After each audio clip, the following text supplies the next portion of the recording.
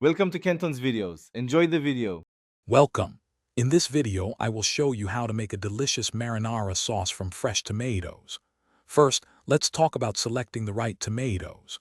Choose ripe, firm varieties such as Roma or San Marzano for the best results. To prepare them, blanch your tomatoes in boiling water for about 30 seconds, then immediately transfer them to an ice bath. This makes peeling incredibly easy. Finally, core and roughly chop your peeled tomatoes, making sure to save all those wonderful juices. Now, let's build the foundational flavors for our marinara. In a large pot or Dutch oven, heat 2 tablespoons of good quality olive oil over medium heat. Add about 3 cloves of finely minced garlic and 1 small, diced onion. Sauté these aromatics gently until they are fragrant and softened, which usually takes about 5 to 7 minutes.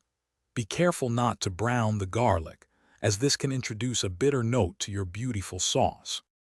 With our aromatic base ready, it's time to add the stars of the show, your fresh, chopped tomatoes and all their reserved juices. Stir everything together well. Now, incorporate about 1/4 cup of fresh basil leaves, 1 teaspoon of dried oregano, and a small pinch of red pepper flakes for a subtle kick. Bring the sauce to a gentle simmer, then reduce the heat to low, cover, and let it cook for at least 30 minutes, allowing all those wonderful flavors to meld beautifully. After simmering, your marinara sauce should be rich and fragrant. Now, it's time for the final touches.